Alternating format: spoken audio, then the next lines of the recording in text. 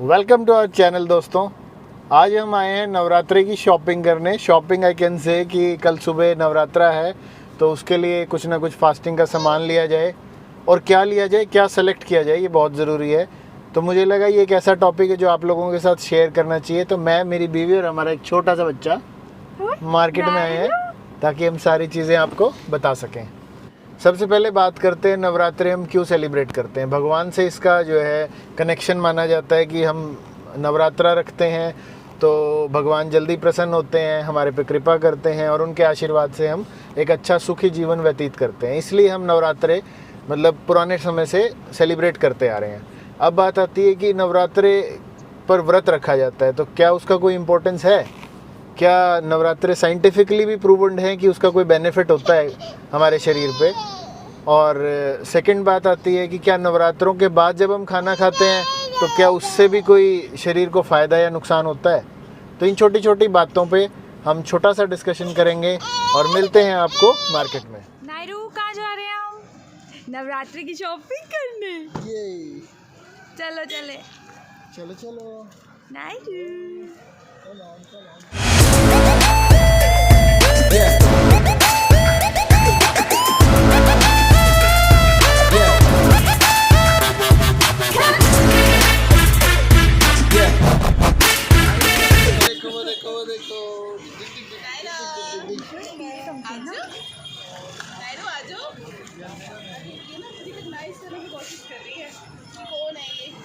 ये रिकॉग्नाइज कर रही है कि मेरे चाचा चाचू कौन है ये जो हमें जो है कभी दिखाई नहीं दी है, कभी हमारे घर नहीं आए, कभी हमारे से बात नहीं की। कौन से चाचा चाचू है, इनका क्या नाम है?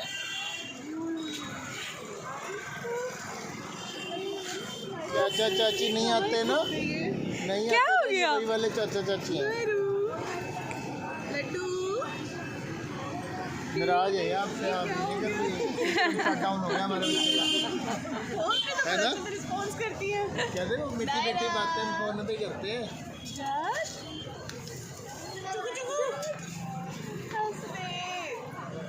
अच्छा हमने व्रत रखा है, कल बहुत सारा खाएंगे। नायरू, नायरू, नायरू। अच्छा बाय कर दो, बाय। बाय करके दिखाओ। नायरू बाय तो कर दो। उधर कर रही है बाय। नायरू इधर बाय। Bye bye. बाय कर दो। चलो बाय। चलो हम जा रहे हैं, हमने ले लिया खाने का सामान बहुत सारा। अब हम जा रहे हैं, चलो।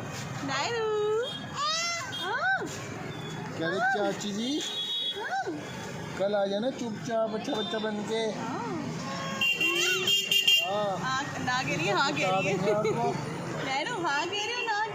कहते नहीं बता देंगे आपको ऐसे करके।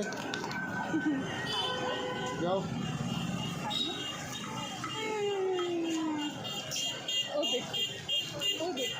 हम जा रहे हैं भाई। क्या चाची जी बता देंगे? जाके दिखाओ।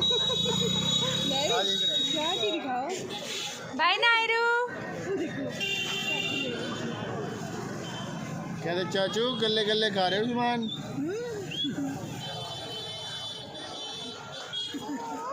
उसके लिए भी कुछ ले आओ। अरे नहीं कुछ नहीं, ये नहीं खाते, बना के रखा है इसको। रुको। अरे नवरात्रे कल भाभी, चुन्नी खिला रहे हैं। नवरात्रे हमें कम खाना होता है नवरात्रे में। अरे नहीं कुछ नहीं। और अरे नवरात्रि है तो कंजक नहीं, कंजक को खाली नहीं बोलते। Sorry ass DJ.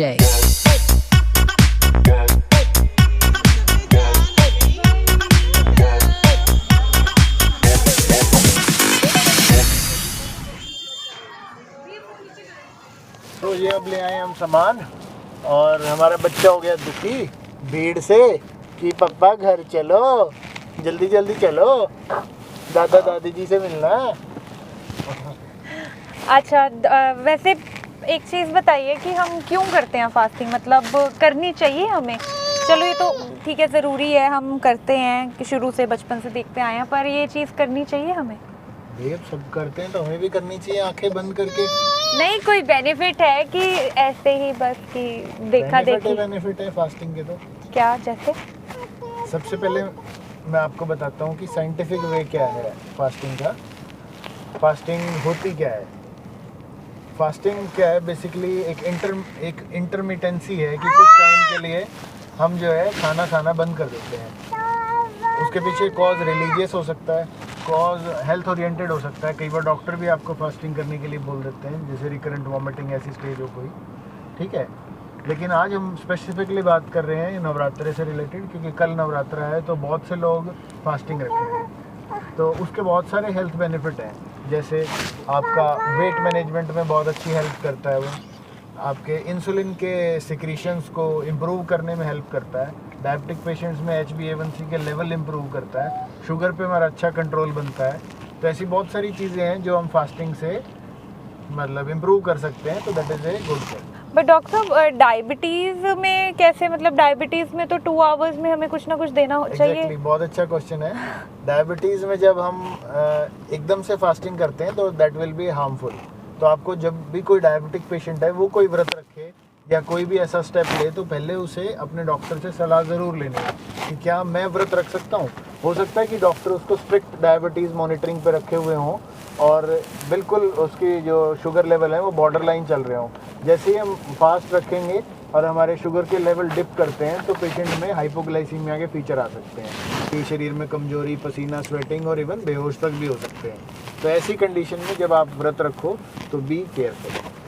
अच्छा, ओके। और मैं मतलब what about the breast feeding mother's? Lactating mother के लिए या कुछ स्पेसिफिक कंडीशन, जैसे बहुत वीक पर्सन है तो उनको भी अवॉइड ही करना चाहिए कि जो व्रत है वो इंटरमीडिएट लेवल तक रख सकते हैं कि 2 घंटे 4 घंटे या हाफ व्रत रख सकते हैं। जब ज़्यादा लॉन्ग टर्म लेंगे, इधर से बेबी फीड ले रहा है, उधर से आपको न्यूट्रिशन नहीं मिला, तो आपका लैक्टेशन रिड्यूस हो सकता है और बॉडी में वीकनेस आ सकती है, कमज़ोरी, चक्कर, आंखों के आगे अंधेरा आना, ऐसे लक्षण आ सकते हैं। तो बी केयरफुल इन दैट। और अगर ऐसा आपको रखना ही है, बहुत ही ज़्यादा आस्था या जो है आप चाह रहे हैं कि मैं व्रत रखूँ, तो एटलीस्ट आप कुछ चीज़ें जैसे पानी, लिक्विड, कोई भी जैसे इस तरह का कोई इंटरमीडिएट सिप्स, वाटर सिप्स लेते रहें, या टी या कॉफ़ी आप ले सकते हैं। अब बात आती है कि फास्टिंग कितनी तरह की होती है। सुन लो बेटा, फास्टिंग कितनी तरह की होती है। यस, कभी कभी करनी चाहिए हमें भी। यस। तो सबसे पहले आती है अल्टरनेट डे फीडिंग। इस कंडीशन में क्या होता है कि हम लोग एक दिन छोड़ के एक दिन फास्टिंग करते हैं। ठीक है। जनरली हम ये बहुत प्रेफरेबली मतलब एडवाइस नहीं करते कभी किसी पेशेंट को, क्योंकि इसमें हम लगातार 24 आवर तक भूखे रहते हैं। तो ऐसे में हमारे जो कोलेस्ट्रॉल के लेवल हैं, फैट्स के लेवल हैं, बॉडी में एनर्जी के लेवल्स हैं, वो बड़ी तेज़ी से गिरने लगते हैं और लॉन्ग टर्म तक स्टार्विंग रहने से शरीर में काफ़ी नुकसान भी होते हैं। तो हमें इस तरह की फास्टिंग से बचना चाहिए कि हम लगातार एक दिन छोड़ के एक दिन फास्टिंग कर रहे हैं, लॉन्ग टर्म तक उस पर बने हुए हैं। ऐसा हमें नहीं करना चाहिए। कुछ कंडीशन जैसे बहुत ही ज़्यादा ओबेज हैं या बॉडी फैट बहुत ज़्यादा है, ऐसी कंडीशन में इस तरह की फास्टिंग का यूज़ करना चाहिए, लेकिन कुछ इंटरवल तक, जैसे 1 हफ्ता, 10 दिन, इतना करके उसके बाद हमें इसको अवॉइड। उसके बाद आता है टाइम रिस्ट्रिक्टेड फीडिंग। ये एक ऐसा मेथड है जिसमें हम कुछ टाइम के लिए टाइम बाउंडेड होकर फीडिंग करते हैं। जैसे 24 आवर्स में हम 8 आवर्स के लिए फीड लेंगे और 16 आवर्स तक हम भूखे रहेंगे। ये बहुत मुश्किल नहीं होता, ये ऐसा नहीं होता कि हमें करना बड़ा हार्ड है, क्योंकि हमें ये फिक्स करना होता है कि मॉर्निंग का हमें नाश्ता कितने बजे किया है और रात को हमने डिनर। Modified fasting. इस कंडीशन में क्या होता है कि हमें अपने मील का जो है 25% ही कंज्यूम करना होता है, मतलब हमें अल्प आहार लेना होता है। और वो भी बेस्ट प्रेफरेबल है कि हम fruit, juices, pulses, water, liquid, इस तरह की चीज़ें लें जिसमें एनर्जी और कैलोरीफिक वैल्यू बहुत कम हो। बस इतनी सी बात है और उसको अच्छे से मेंटेन करना है। तो अब बात आती है DNHE मैडम आपके ऊपर। हाँ जी। कि हाँ जी। आपने सुना होगा कि नवरात्रों में कुट्टू के आटे का यूज़ होता है बहुत ज़्यादा। कुट्टू का आटा, कुट्टू का आटा ऐसा करते हैं लोग। तो उसका क्या बेनिफिट होता है, मतलब उसका, और मुझे तो ऐसा लगता है कहीं ना कहीं वो ज़्यादा भारी होता है खाने में। नहीं, तो क्या ऐसा है? वो काफ़ी अच्छा, मतलब प्रोटीन लेने का एक बहुत अच्छा तरीका है, बहुत अच्छा माध्यम है। हाई प्रोटीन डाइट में उसे हम यूज़ कर सकते हैं, क्योंकि पूरा दिन फास्टिंग होता है तो एक प्रोटीनी चीज़ तो हमारे अंदर जानी चाहिए। तो कुट्टू का आटा उसके लिए बेस्ट है, साथ में फाइब्रस होता है काफ़ी वो, तो इसीलिए वो लिया जाता है। और एक सेटिस्फैक्ट्री फूड माना जाता है कि पूरा दिन कुछ नहीं खाया, उससे आपका पूरा दिन का कैलोरीज भी कंज्यूम हो जाएगा और साथ में आपका टेस्ट भी अच्छा रहेगा, पूरा दिन कुछ नहीं खाया। हाँ, फेस्टिवल जैसा सेलिब्रेशन भी हाँ, कुट्टू के आटे के साथ आता है। बिल्कुल।